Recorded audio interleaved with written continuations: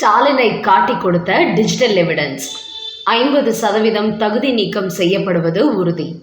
டேபிளை ஓங்கி அடித்து சொன்ன உச்சநீதிமன்ற நீதிபதி. தேர்தல் அதிகாரிகளுக்கு காட்டப்பட்ட முக்கிய வீடியோ. 10 ஓய்வு பெற்ற நீதிபதிகளுடன் திமுக நடத்தும் ஆலோசனை. மார்ச் முதல் வாரத்தில் கிளைமேக்ஸ் ஜட்ஜ்மெண்ட். வணக்கம் நண்பர்களே. அரசன் அன்று கொள்வான், தெய்வம் நின்று கொள்ளும் என்று கூறுவார்கள். அப்படித்தான் தற்போது மு.க. ஸ்டாலின் கடந்த 2011ஆம் ஆண்டில் செய்த தவறுக்காக இப்போது எக்கச்சக்கமாக சிக்கியுள்ளார். திமுகவை பொறுத்தவரை மாதவரம், பெரம்பூர் போன்ற பகுதிகளில் சிறுபான்மையினர் அதிகமாக வாழ்வதால் இது தங்களுக்கு சாதகமான தொகுதி என்றுதான் கொளத்தூரை டிக்கடித்தார்கள். என்றாலும் 2011 சட்டமன்ற தேர்தலில் மு.க. ஸ்டாலின் 2000 ஓட்டு வித்தியாசத்தில் மட்டுமே வெற்றி பெற்றார். அப்போது அவர் துணை முதலமைச்சராகவும் உள்துறை அமைச்சராகவும் பதவி வகித்தார். அதனால் தேர்தல் அதிகாரிகள் மட்டுமின்றி மாநகராட்சி அதிகாரிகளும் அவருக்கு சாதகமாக வேலை செய்துள்ளார்கள். இப்படி தனது அதிகாரத்தை பயன்படுத்தி குளறுபடிகள் செய்ததாக அந்த தேர்தலில் மு.க. ஸ்டாலின் வெற்றி பெற்றுள்ளார். அதனால்தான் அவர் எதிர்த்து போட்டியிட்ட சைதை துரைசாமி அந்த தேர்தலில் மு.க. ஸ்டாலின் வெற்றி பெற்றது செல்லாது என்று நீதிமன்றத்தில் அறிவிக்க வைத்துவிட வேண்டும் என்பதற்காக விடாமல் துரத்தி கொண்டு வருகிறார். அவர் தொடுத்த வழக்கு உச்சநீதிமன்றத்தில் தொடர்ந்து நடைபெற்று வரும் நிலையில் தற்போது விசாரணை முடிவடைந்திருக்கிறது. இந்த விசாரணைக்கு பிறகு மு.க. ஸ்டாலினுக்கு எதிரான தீர்ப்புதான் வரும் என்று டெல்லி வட்டாரங்களில் தகவல்கள் வெளியாகியுள்ளன. அந்த அளவுக்கு சைதை துரைசாமி தரப்பு பல அதிர்ச்சி ஆதாரங்களை நீதிமன்றத்தில் கொடுத்துவிட்டது. குறிப்பாக சொல்ல வேண்டும் என்றால் அவர்கள் கொடுத்த டிஜிட்டல் ஆதாரங்களை தவிர்க்க முடியவில்லை. அந்த அளவுக்கு திமுக தரப்பு பணப்பட்டுவாடா செய்த காட்சிகள் அதில் இடம்பெற்றுள்ளதாம். அதோடு திமுகவுக்கு ஆதரவாக அப்போதைய சில தேர்தல் அதிகாரிகளும் செயல்பட்டுள்ளார்கள். அந்த நபர்கள் அந்த சமயத்தில் தமிழக தேர்தல் ஆணையத்தில் பணியாற்றினார்கள் என்பதையும் சைதை துரைசாமி தரப்பு ஆதாரப்பூர்வமாக நிரூபித்துவிட்டது. இதனால் மு.க. ஸ்டாலின் தனது ஆட்சி அதிகாரத்தை பயன்படுத்திதான் அந்த தேர்தலில் வெற்றி பெற்றுள்ளார் என்பதும் நீதிமன்றத்திற்கு தெரிந்துவிட்டது. குறிப்பாக 2011இல் மு.க. ஸ்டாலின் வெற்றி பெற்றதே செல்லாது. ஆனால் அதன் பிறகும் அடுத்தடுத்து அதே தொகுதியில் நின்று அவர் வெற்றி பெற்றுக் கொண்டிருக்கிறார். அதனால் இந்த வழக்கை உடனடியாக முடிவுக்கு கொண்டு வர வேண்டும் என்று சைதை துரைசாமி தரப்பு உச்சநீதிமன்ற நீதிபதி மகேஸ்வரி அமர்வில் வாதம் செய்து வருகிறது. மேலும் கடந்த ஜனவரி மாதத்திலிருந்து மீண்டும் இந்த வழக்கு விசாரணை தொடங்கப்பட்ட நிலையில் பிப்ரவரி மாதம் விசாரிக்கப்பட்ட போது சைதை துரைசாமி தரப்பு ஸ்டாலினுக்கு எதிராக கொடுத்த பல ஆதாரங்களை உச்சநீதிமன்றம் தள்ளுபடி செய்திருக்கிறது. என்றாலும் அவர்கள் கொடுத்த டிஜிட்டல் எவிடன்ஸ் தள்ளுபடி செய்யப்படவில்லை. இதில் உண்மைத்தன்மை இருப்பதாக நீதிமன்றம் கருதுகிறது என்று நீதிபதி மகேஸ்வரி கூறியிருக்கிறார். குறிப்பாக ஸ்டாலின் புகைப்படம் போட்ட ஸ்லிப் மற்றும் பணம் கொடுத்ததற்கான ஆதாரமாக இது அமைந்துள்ளது என்று அந்த டிஜிட்டல் எவிடன்ஸ் அவர் முக்கிய சாட்சியாக எடுத்திருக்கிறார். கடந்த பிப்ரவரி 17ஆம் தேதி இந்த வழக்கு மீண்டும் விசாரணைக்கு வந்தபோது சைதை துரைசாமி தரப்பு கொடுத்த டிஜிட்டல் வீடியோ ஆதாரத்தில் அங்குள்ள ஒரு மருத்துவமனையில் வைத்து திமுக புள்ளிகள் பொதுமக்களை அழைத்து பணம் கொடுத்து மு.க. ஸ்டாலினுக்கு ஓட்டு போடுங்கள் என்று சொல்லும் காட்சிகளும் அதில் இடம்பெற்றுள்ளதாம். அப்போது சைதை துரைசாமி தரப்பு தேர்தல் பறக்கும்படி அதிகாரிகளையும் அங்கு வரவைத்திருக்கும் காட்சிகளும் அந்த வீடியோவில் இடம்பெற்றுள்ளது. அதில் பாதி பணப்பட்டுவாடா செய்யப்பட்ட சில பண மூட்டைகளை தேர்தல் ஆணையம் பறக்கும்படி அதிகாரிகள் கைப்பற்றியுள்ளார்கள். இந்த வீடியோவில் 3/4 மணி நேரம் அங்கு நடந்த காட்சிகள் இடம்பெற்றுள்ளதாம். இந்த வீடியோவை பார்த்த உச்சநீதிமன்ற நீதிபதி இந்த பணத்தை மு.க. ஸ்டாலின் தான் கொடுத்தார் என்று எப்படி சொல்வீர்கள் என்று குறுக்கு கேள்வி கேட்டுள்ளார்.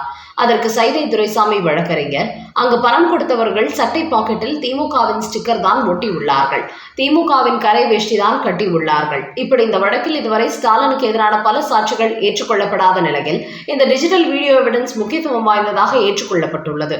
இந்த நிலையில் தான் 2 தரப்பையும் விசாரித்த நீதிபதி இந்த வழக்கை தற்போது ஒத்திவைத்துள்ளார். அதோடு இந்த வீடியோ தற்போது தமிழக தேர்தல் ஆணைய அதிகாரிகளின் கவனத்திற்கும் கொண்டு வரப்பட்டுள்ளதாம். அவர்களையும் இந்த வீடியோவில் இடம்பெற்றிருப்பவர்கள் முன்பு தேர்தல் ஆணையத்தில் பணியாற்றியவர்களா என்பதை உறுதிப்படுத்துமாறு உச்சநீதிமன்றம் கூறியுள்ளதாம். அந்த வகையில் இந்த வீடியோவை தேர்தல் ஆணையமும் உறுதிப்படுத்திவிட்டால் மு.க. ஸ்டாலின் வரப்போகிற தேர்தலில் போட்டியிடுவது தடை செய்யப்பட்டுவிடும் என்பது தெரிய வந்துள்ளது. அதோடு இந்த வழக்கில் 2 வாரத்துக்குள் தீர்ப்பு சொல்லிவிட வேண்டும் என்றும் உச்சநீதிமன்றம் முடிவெடுத்துள்ளதாம். அதனால் கடந்த 15 ஆண்டுகளாக இதை இழுத்தடித்து வந்துள்ள மு.க. ஸ்டாலினால் இனிமேல் இந்த வழக்கை இழுத்தடிக்க முடியாது என்பதும் தெரிய வந்திருக்கிறது. அதனால் மார்ச் முதல் வாரத்தில் இந்த வழக்கின் இறுதி தீர்ப்பு சொல்லிவிடுவார்கள் என்றும் டெல்லி வட்டார தகவல் தெரிவிக்கிறது.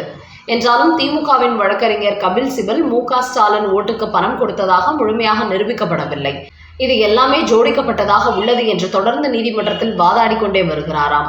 இந்த வழக்கிலிருந்து எப்படியும் வெளியே கொண்டு வந்து விட வேண்டும் என்று அவர் அதிதீவிரம் காட்டுவதாகவும் கூறப்படுகிறது. இதற்காகவே தற்போது திமுகவின் வழக்கறிஞர் டீமும் டெல்லியில் முகாமிட்டு இந்த வழக்கின் இறுதி தீர்ப்பை எப்படி ஸ்டாலினுக்கு சாதகமாக திருப்புவது என்பது குறித்து தீவிரமாக ஆலோசிக்கப்பட்டு வருகிறதாம்.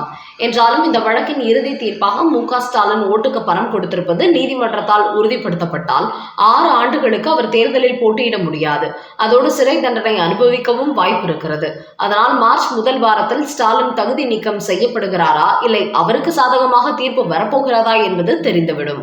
அதனால் இந்த கொளத்தூர் வழக்கு விவகாரத்தில் ஸ்டாலின் வெற்றி பெறுவாரா, இல்லை சைதை துரைசாமி வெற்றி பெறுவாரா என்பதை பொறுத்திருந்து பார்ப்போம். அடுத்த செய்தி. மார்ச் 5ஆம் தேதி விஜயுடன் ஒரே மேடையில் ராகுல் காந்தி. தலைகீழாக மாறும் தமிழக அரசியல். திமுக கூட்டணியில் இடம்பெற்றுள்ள காங்கிரஸ் கட்சி ஆட்சி அதிகாரத்தில் பங்கு 39 தொகுதி என்பதில் உறுதியாக இருக்கிறார்கள். ஆனால் ஸ்டாலின் அதற்கெல்லாம் வாய்ப்பே இல்லை என்று தொடர்ந்து பிடிகொடுக்காமல் நழுவிக் கொண்டு வருகிறார். அந்த வகையில் கடைசி நேரத்தில் திமுக இறங்கி வரும் என்று காங்கிரஸ் கட்சியும், காங்கிரஸ் இறங்கி வரும் என்று திமுகவும் நினைத்துக் கொண்டிருக்கிறார்கள். இந்த நிலையில் தான் தற்போது காங்கிரஸ் கட்சி மார்ச் மாதம் வரை திமுகவுக்கு டைம் கொடுக்க திட்டமிட்டுள்ளதாம். அதற்குள் ஸ்டாலின் தங்களது டீலுக்கு ஒத்து வரவில்லை என்றால் தமிழக வெற்றி கழகத்துடன் கூட்டணி என்கிற முடிவுக்கு ராகுல் காந்தி வந்துவிட்டாராம். மார்ச் 5ஆம் தேதி சென்னை வரும் ராகுல் காந்தி அதற்குள் திமுகவுடன் பேச்சுவார்த்தை முடிவுக்கு வந்துவிட்டால் ஸ்டாலினுடன் கை குலுக்குவார். அப்படி இல்லை என்றால் விஜய் பக்கம் யூட்டன் போடுவார் என்று சத்தியமூர்த்தி பவன் வட்டாரங்களில் பேசிக் கொள்கிறார்கள்.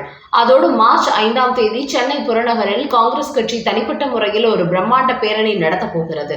இந்த பேரணிக்கு திமுகவின் எந்த கூட்டணி கட்சிகளையும் அவர்கள் அழைக்கவில்லை. தங்களது தனி பலத்தை காட்டப் போவதாக கூறுகிறார்கள்.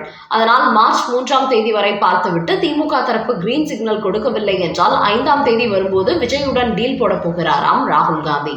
இதற்காக அவர் கட்சியில் கிரீஸ் சோடங்கர் தமிழக வெற்றி கழகத்தை அணுகி பேச்சுவார்த்தையில் ஈடுபட்டுள்ளாராம். ஆனால் ஸ்டாலினை பொறுத்தவரை அத்தனை எளிதில் காங்கிரஸ் கட்சி விஜய் பக்கம் போய்விட மாட்டார்கள். தன்னை பிளாக்மெயில் செய்வதற்காகவே இப்படி சொல்கிறார்கள். அவர்களுக்கு திமுகவை விட்டால் வேறு வழி இல்லை என்பது போன்றே பேசிக் கொண்டு வருகிறார்கள். ஆனால் காங்கிரஸ் கட்சியோ இதற்கு மேலும் திமுகவிடம் இறங்கி போனால் நமக்கு மரியாதை இல்லை என்கிற முடிவுக்கு வந்து விட்டார்களாம். அதனால்தான் திமுகவுடன் பேச்சுவார்த்தை நடத்தி கொண்டிருக்கும் அதே வேளையில் இன்னொரு பக்கம் விஜயுடனும் பேச்சுவார்த்தையில் ஈடுபட்டு வருகிறார்களாம். அதனால் வருகிற மார்ச் 5ஆம் தேதி தமிழக அரசியலில் மிகப்பெரிய மாற்றங்கள் ஏற்படும் என்பது தெரிய வந்துள்ளது. மீண்டும் தீவிர அரசியலுக்கு வருகிறாரா எச் ராஜா?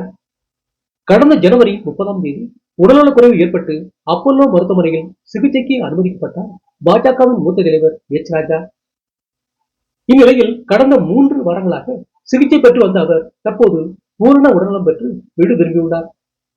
இந்த நிலையில் தனது எக்ஸ் பக்கத்தில் அவர் வெளியிட்டுள்ள ஒரு பதிவில், மருத்துவர்களின் சிகிச்சையாலும் இறைவனின் அணுக்கிரகத்தாலும் பூரண குணமடைந்து உடல்நலம் தேறிவிட்டேன்.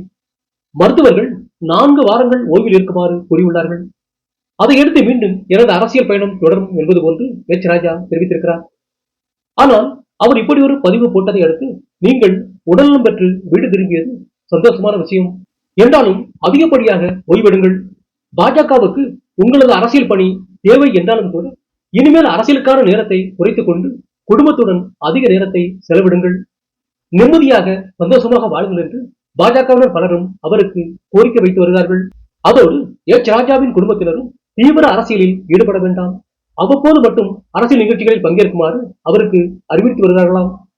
அதனால் எச் ராஜா மீண்டும் வழக்கம் போல் அதிரடியாக அரசியலில் குதிப்பாரா, இல்லை தனது வேகத்தை குறைத்துக் கொள்வாரா என்பது விரைவில் தெரியவரும்.